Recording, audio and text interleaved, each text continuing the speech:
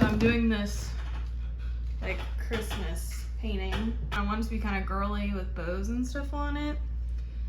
I'm gonna put it in my booth to sell. Azula, no. So I did listen to the new T-Swift drop, and usually I'm pretty seated for it. I kind of became like really into Taylor Swift whenever she dropped Folklore and Evermore. It was actually kind of funny. A guy who I had a crush on at the time, he like Snapchatted me randomly, and me and him were both kind of into music, and he was just like, oh my gosh, did you see Taylor Swift drop new music? Are you gonna go listen to it? And I really wasn't a Swiftie back then. Like, I wasn't seated for any of it. You know, love her, whatever. I was, you know, like I listened to the main stuff, but not full blown waiting for album drops. And so I was like, oh yeah, I'm gonna listen to it because I had a crush on him. So I wanted to like talk to him about it the next day at work. And so I listened to the whole thing, and that's when I actually fell in love with that album. And then when Evermore came out, like, you know, I was there for it. And since then, I've really liked her drops. Since then, I've gone back and revisited like her older stuff, and have really gotten into it and the Lauren stuff. And so like, I was kind of excited for this album, The Life of a Showgirl. And I'm gonna be honest, I don't really like her and Travis Kelce together. I guess that's just not the kind of guy I imagined her with. I don't know, you know, it's very PR. It's very, they're in the public eye, they're getting engaged in the public eye, they're, you know, football games, all of it is very public. For Taylor Swift even. Like, to me, you know, she was very private before then, which she always like blamed on Joe wanting to like hide her from the public and stuff, or I don't know, that's just kind of like an offhanded comment. But with Travis, it's so PR in public that it just can't help but come off as disingenuous. And then when I was seeing them kind of interact together on the New Heights podcast, whenever she went on to announce it and everything, it was just like, is it just me, or was there no chemistry? Like, there was nothing. I don't know if it's like they just got into like a married couple kind of groove, and that they were giving the vibes of like a married couple who hasn't touched each other in years. Like, they just, it's just, to me, it feels either like a fake relationship, or it's really just not the one for her as I knew her, like through her albums in Folklore and Evermore. And of course, Taylor Swift, you know, we will never know who Taylor Swift really is as a person, but as the brand, as I see, you know, this is what I'm thinking. The Life of a Showgirl, first, it's not really about like the thing that it's not really about, you know, her life on tour, which that's what I was expecting. I really and that's the disappointing part, is that I really wanted the insights into a big demanding tour like that. That's been all we've been seeing for 2 years, is the Eras tour, and her, you know, we've heard things about her absolutely like demanding schedules and days and her training and all that stuff. And so like, I was ready to get into those raw emotions, and maybe that was my fault. Maybe I'm just saying like, oh well, she made a fun album, like, you know, screw her, like, because I like more of the Taylor Swift emotional songs. That's not really true though, because I do really like, you know, her dance songs too. She makes really good pop music. So I don't think I'm just like a sad girl person. Like, I really do think that the album was just missing some substance to it. For the first 3 songs, let me pull this up so I can actually, for the first 3 songs, like, she had some pretty good pop tunes. I think Opalite and The Fate of Ophelia are like standouts for sure. Elizabeth Taylor was catchy. Everybody, look, I talked to like a few people about this, and everybody's going nuts over this father figure song. They think it's like so badass and everything. Made a deal with the devil because my blanks, but look, y'all, when I first heard that song, I thought she said deck, not, you know, like a phallic figure, but I thought she said deck, D-E-C-K. And I thought that was a more clever writing, because it's like, I made a deal with the devil because of the, like, you know, dealing cards, because my deck is bigger, which makes more sense than the other thing she used. I thought the other thing she used was just like, it was just an obvious ploy to make merch that people would want, right? And I mean, you know, that's the point. It's a business for her to make money. I don't know. I guess it's my fault for fooling myself that Taylor Swift was like this real artist who made really good, well thought out music, well written music, and she has, and she does. But this album was just so disappointing for me. Yeah, I think I just really wanted to see her go back to the more writing style of like Folklore and Evermore. And instead, she could really, you know, instead of like making up stories about other people, which I think is still a really awesome writing tool. I think it takes a very talented writer to make you feel feelings about characters that don't even exist, right? But I was hoping that we would just see more of a painted picture of the backstage aspect of her tour, and you know, the fame of it all. She's reaching new heights of fame like every single day. You know, what is that like? I mean, arguably she's one of the most famous people in history. So like, seeing more, I never get tired of Taylor Swift talking about what it feels like to be famous, because it truly is a unique experience that I like to see the window of. As a normie, I will never know what that feels like, and I bet it's really intense. And she has translated that in the past so well, and she can translate it now. And I was just looking forward to that. And I don't think most of these songs were written while she was on tour. I think that was a lie. I don't know why she called this album The Life of a Showgirl, because like, she has the one tune with Sabrina Carpenter, which I mean makes sense because they've been thrown together a lot lately, and they've both been on tour. But I'm looking at like the lyrics, and it's just like, it's so tone deaf too. This song, ending this album with this song, almost feels like a slap in the face, because we were expecting the whole album to be about this, you know, this kind of life of a showgirl and the peek behind the stage.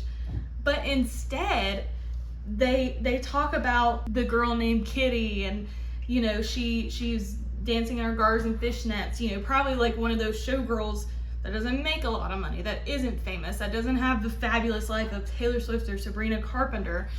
And they're telling, you know, she's telling them about what it's like, and like, that's not the same as what Taylor and Sabrina do.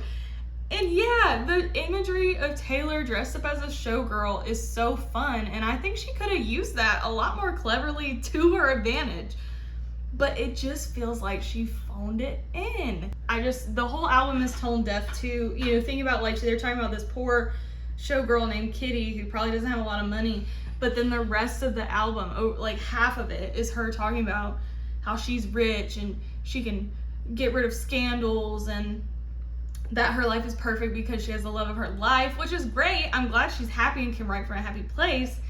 But I don't know, it's just, the whole thing is tone deaf, and it's tone deaf in our current economy, you know, like everything's expensive, people are struggling, and she's singing about Cartier and shoot, I don't know, oh, Gucci, and I like my friends dripped in Gucci or whatever, and I like my friends canceled.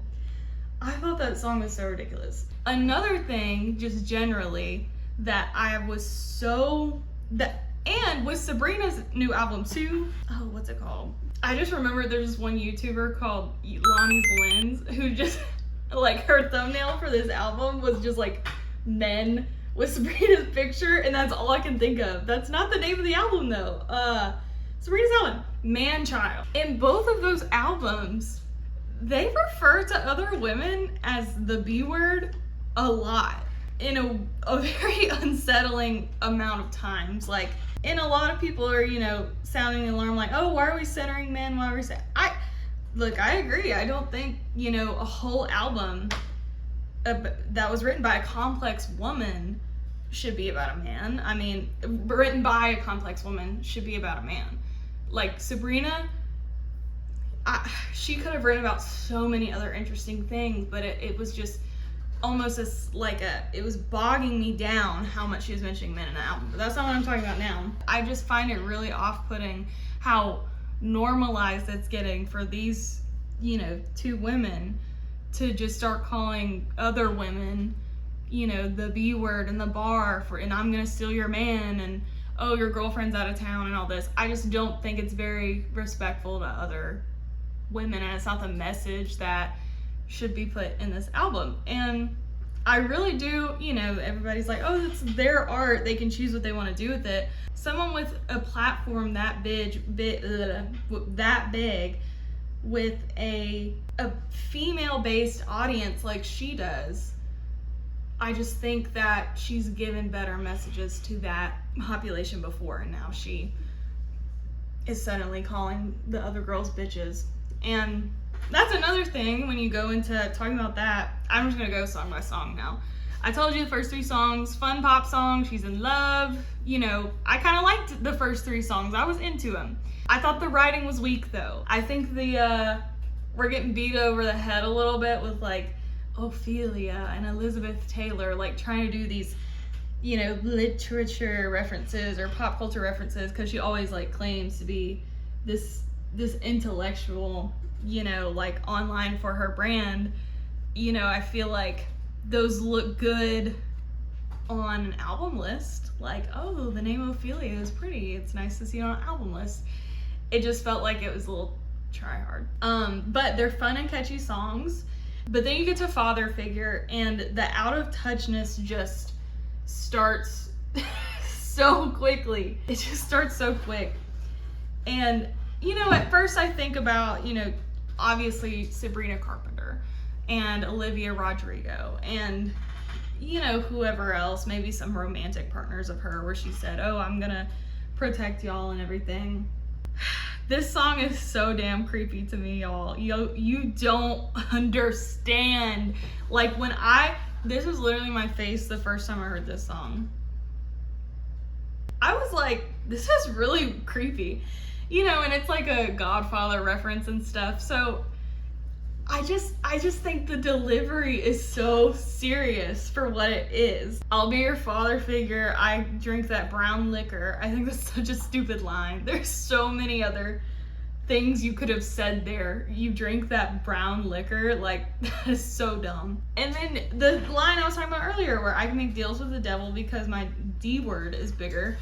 I think that's such a stupid line. I think it's popular with maybe some people who are still kind of, Taylor Swift obsessed and think she's like this amazing girl boss #queen or whatever. But it's just, it was very out of place for me, and it seemed like low-hanging fruit, no pun intended. And this love is pure profit is crazy to me. Like, that was crazy. This love is pure profit. Like, this woman doesn't know real love if it hit her in the face, right? I mean, with all the PR around Travis Kelce's and her relationship, I just don't believe that they actually love each other. I'm not buying it. I think it's all purely for PR. It's a huge deal. And, maybe at the end of it all, they get divorced in a few years and Taylor can write another fantastic breakup album about it. But if it's fake, it's not coming from anywhere with like a genuine, an authentic perspective.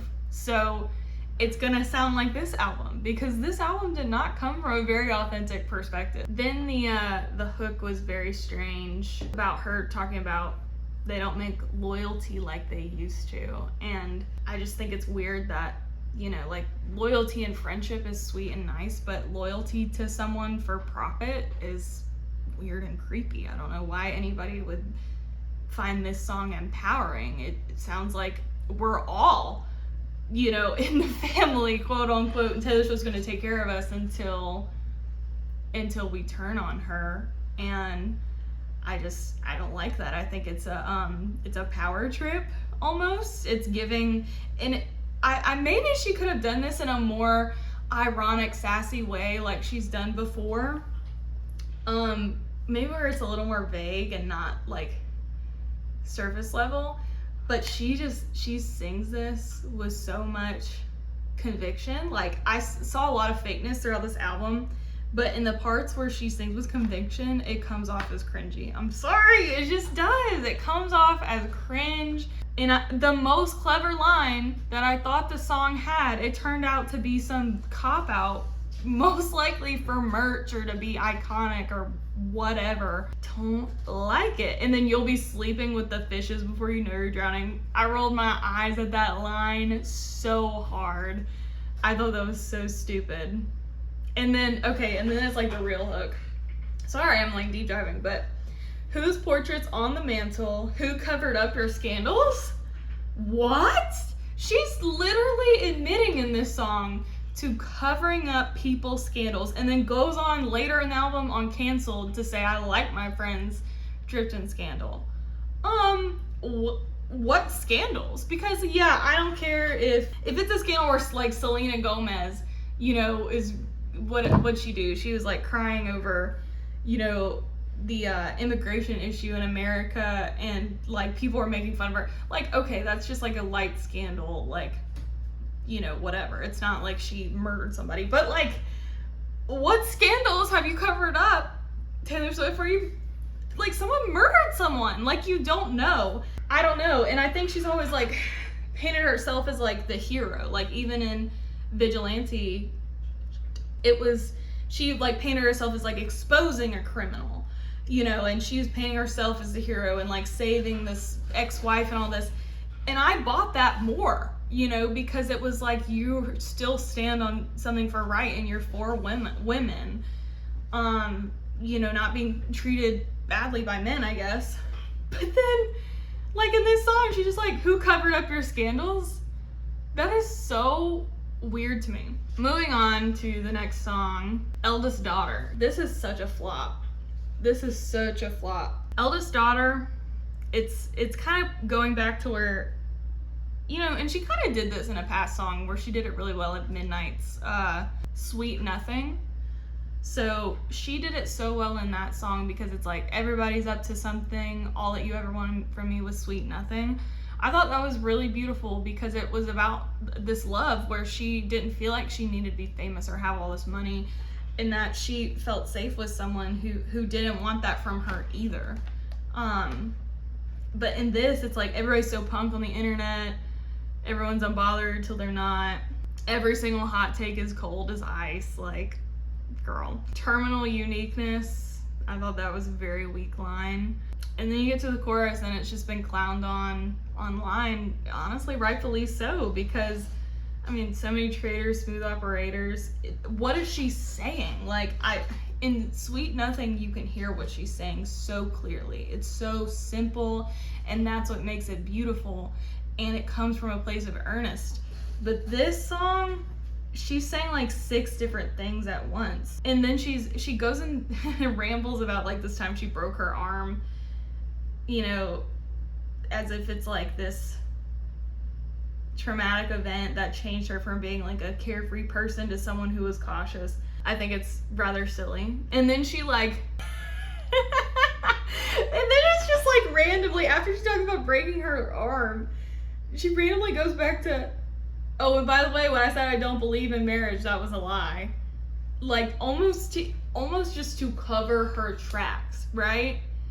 And it was obviously all planned out because the time she announced her album and then the time she got engaged and then this line, it's obviously just all planned out and no one knows when things really happened. There's just so much inauthenticness in this whole album rollout. And I feel like before she's been able to keep the authentic front because it spoke through her music, for one, but for two, she was very private about her love life, about everything. And I think now people are like, oh, well, you know, Joe was evil and he didn't let her be open about their stuff, and now she's with Travis and she can be public. But what happened to the Taylor Swift who always like moaned about being so famous and all the attention, and she just wanted to be a normal person. That's always been her shtick, is that the downside of fame, she wants to be an artist, she wants to write, she's a songwriter. But now it's like she's changed her whole mind on that, and she loves being famous, and she loves going out and blah blah blah blah blah. And I'm not buying it. I'm not buying what she's selling this time around, because it's either untrue or it makes who she presented herself to be in the past wrong. And I'm not saying people can't change, but it's obviously a change for the worse, because her art is suffering. The whole line, so we all dressed up as wolves and we looked fire.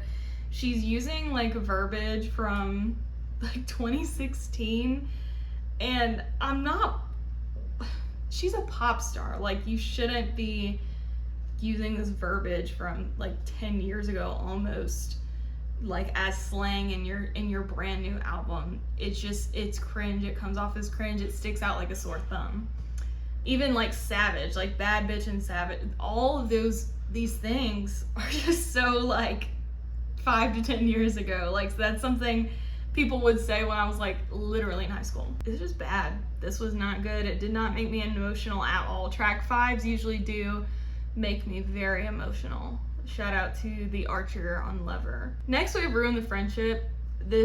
I freaking hate this song. I hate this song. So I didn't know the story behind it, and I hope this is true because I literally just saw it somewhere. But people are saying it's about like a friend she had that she wished that she had pursued romantically because he ended up dying. I think that's so messed up to talk about. And obviously at the beginning she talks about like, oh, your girlfriend's away, I should have kissed you, which is problematic. She's going back to prom and this is so like I just feel like she dug this song out of like her drafts from literally debut. Like, I cannot believe that she wrote this recently, and it doesn't make sense in the album at all. Oh my gosh, it makes no sense in the album at all. It's so randomly placed. I don't know why she would put like this supposed to be a sad song like right after the sad track 5. This song, I just think it's disrespectful to write about someone who passed too early. I mean, this person probably still has family alive. Who knows? That song is about them, and the only thing Taylor Swift cares about, not the death, but that she didn't get a chance to kiss him. It's striking a really wrong chord. In a weird way, the rest of this album doesn't. But it's still just bad. Like, it's just not good. Actually Romantic, everybody's beat this horse to death, which honestly, I get it. And it's not uncommon for, the pop girlies to take shots at each other and all this. The writing is so bad. Like, I just keep talking about her writing. I think we've just gotten so spoiled to how good Taylor Swift's writing is. Like, where did this come from? I don't understand. Like, I'm almost just shocked by how bad this album ended up being. Like, the writing was really, really bad because she's talking crap about Charlie XCX and saying, when the Cokes got you brave. I saw this tweet where someone said, I bet Charlie would say that sober into her face. Literally, I could not agree more. And I wouldn't say it's punching down. I think Charlie is pretty big. I think Taylor Swift was pretty threatened by her. I think it would take someone threatened to write a song like this. So I'm not gonna say it's punching down necessarily. It's just so mean girl of her. I'm sorry. It's giving high school bully Regina George, and I guess that's the vibe she's going with on this album. A lot of it is like that, where it's like, yeah, I'm mean, I'm evil, and I don't care. That's kind of what she's saying. She's trying to be like the bad bee, that she's saying that she's not on track 5. I feel like Taylor has also been done good in the past with subtlety, with like a line in her song that makes people, her fans, can dissect it. And you never really realize it's about someone until the fans dissect it, and they're like, oh, this is about that Katy Perry feud, and this is about Katy Perry. Like, they can really but the writing is just so basic and obvious and in your face, something I'm not used to with Taylor Swift, that it's just makes her look silly. honestly. A whole song about her. And it honestly, like, it's ironic because in this song, she's like, all this effort you put in, you must really love me. It's like, girl, Charlie wrote like 2 lines about you in one of her songs on her massive album with deluxe and everything. But Taylor put this as the 6th track on a 13-track album, and the whole song's about her. It seems like Taylor's the insecure one. Like, that's really obvious to me. Wishlist is such a stupid song. I really dislike this song because like the they and the what, it's almost like insulting at this point where she's talking about how much money she has, and she's talking about how much money she has and like father figure and, you know, all this kind of stuff, and punching Charlie and actually romantic. We get to Wishlist, and she's trying to pretend to be or to portray as like, oh, I don't need anything but this person, and I just want a regular life. I'll take a suburban life, you know, and it's almost like cosplaying as a poor person, which has been like something that she's kind of gotten nailed for recently with her whole English teacher caption. I mean, most of her fan base is going to be people, you know, normal people like me who just make a regular amount of money and have to scrape by sometimes, and you know, really do have a driveway with a basketball hoop, and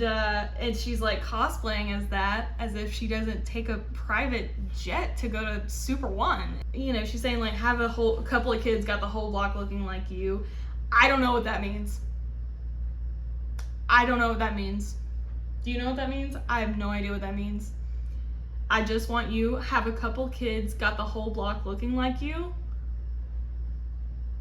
Like, you want all the kids to look like Travis and then like the whole block? I don't know what that line means. Then it gets really weird in the second verse. I don't know why we keep getting weird in the second verse, but we do. It's like confusing with, they want that freedom living off the grid. They want those 3 dogs that they call their kids, and that good surf, no hypocrites. They want it all. They want the contract. Like, who are you talking about? Like, are you talking about the people who just want to settle down and chill, or the like influencers that you're claiming that it's they and not you, even though it's literally you? Like, you're describing yourself. You want that contract with the Real Madrid. Like, make it make sense, girl. Yeah, this song was so dumb to me, and I hate how it was spelled on the album track list. It's just so it looks cool on the vinyls. It's obviously all about the vinyls. Then you get to Wood. Gross. Wood is so weird. And Taylor has done Sexy before, but this is weird. It's like she was trying to like have her own Sabrina Carpenter moment, but it just comes off as like immature, mean high school girl. You know, like a mean high school girl is always talking about like, oh yeah, you know, I have the most sex with guys and stuff like that. That's what it's giving. It's giving that. You know, she goes on to literally just talk about having sex, which with a relationship so public, it's weird to me. Maybe it's just jarring. It's weird to me that she goes into like this kind of detail. And I know it's supposed to be clever and fun and sexy, but like, leave it to Sabrina. It's not what the album was supposed to be about. I would have preferred something a little more light. Like, maybe she could have wrote like, oh, we're, you know, we get to make love in all these different cities as we travel. Like, she could have worked something in more like that. That coincided with the showgirl of it all more. And it could still be about Travis and being in love, but how it relates to the tour. She should have named the album something else if it wasn't going to relate to that as much. But I mean, it's almost like she was chomping at the bit to release this song about how amazing Travis is in bed. Like, girl, we knew, because why else would you stay with him? Like, I'm sorry, he just isn't your caliber of smarts or what you portrayed to us. I don't know what y'all talk about.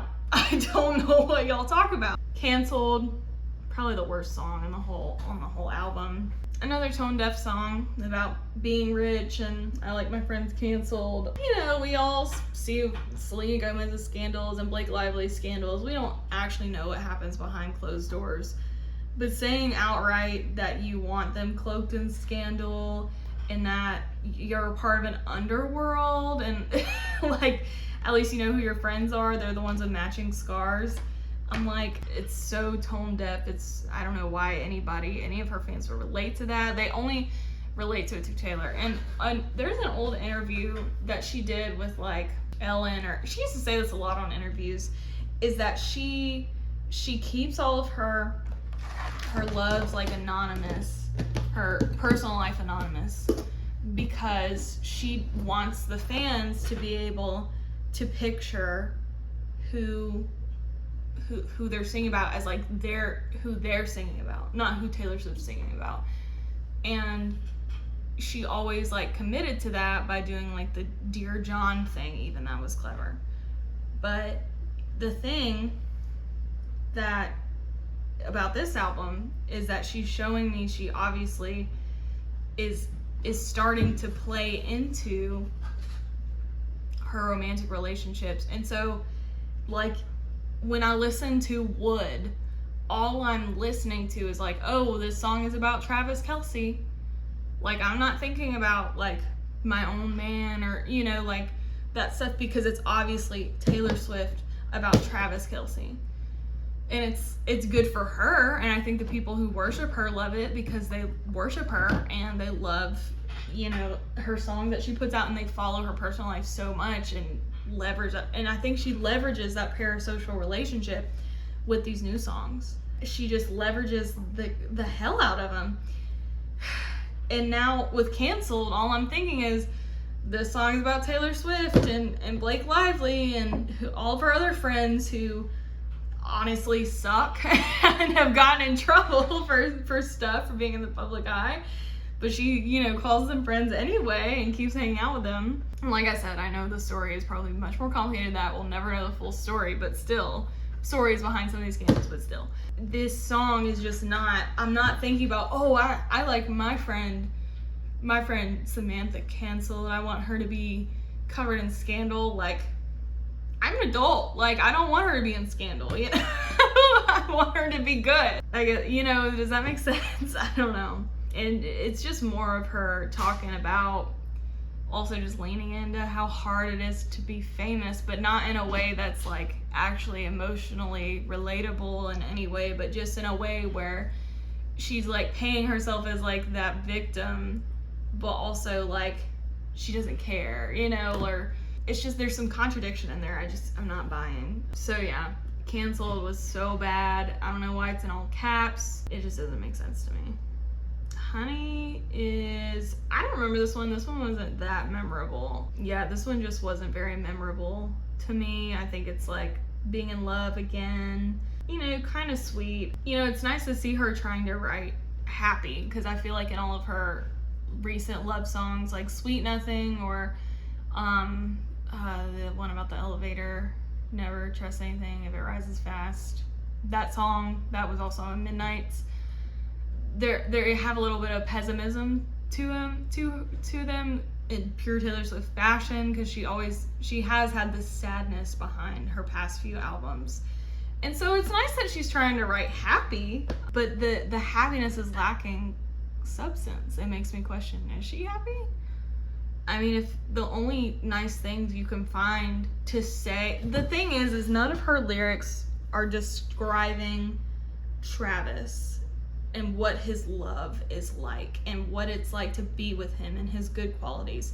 She wrote so many more songs about Maddie Healy and even, you know, Joe and some of her, like about how all the things they did right and how, like, describing them and describing how their actions, you know, do so much. I keep mentioning Sweet Nothing, but it's like, you know, I love you because you don't want anything from me, and it says something about his character, and it's like, this is what, but the only thing she can find to say about Travis on this is just how good he is in bed. And this was also like her first album she wrote, being in love with him. If I were him, I'd be offended that there wasn't more of a engaging love song to him since they are literally getting married. And maybe the time isn't matching up, and the next album will have more songs like that on it. But I don't know. I mean, framing this album around her engagement, it makes no sense to me why she would make this album just full of like these lighthearted pop songs, these weird songs about being famous and powerful, like a few random ones in there. Like, why wouldn't it be more like Lover or 1989 with, you know, good pop songs, catchy pop songs, which she has, you know, plus the being in love aspect of it all. It makes her relationship look disingenuous, and it also just created these songs that seem like they don't come from a genuine place. And then finally, The Life of a Showgirl, Sabrina Carpenter. I thought it was pretty cool that Sabrina got like a main album feature. And I kind of talked about this song already, but it was so, the last part made me cringe whenever it's like them on stage. Maybe it's a sweet moment for fans who are like more engaged and went to the Eras tour. But to me, the whole song feels loaded because it's the title track. We just listened to this whole album that has nothing to do with The Life of a Showgirl, that has nothing to do with the backstage and the Eras tour and the ins and outs of performing almost every night and traveling. None of that. It just is about how, like, just this vague poem about how difficult it is to be a showgirl, where, you know, and Taylor likes to do this thing where she like changes the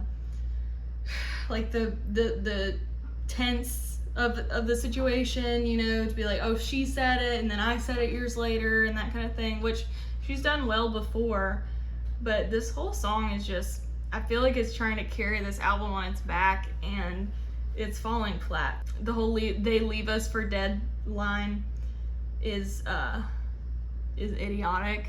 I hate whenever, one thing that bugs me about Taylor Swift, and that she's done this in other albums too, is that she's made her life kind of blown up into like, oh, it's like a war. Like, she'll compare a relationship to a literal war, and it's, you know, it's kind of like a really weak simile, because her life, while I'm sure comes with difficulties being so famous and working so hard, is still going to be relatively easy because she's rich out of her mind.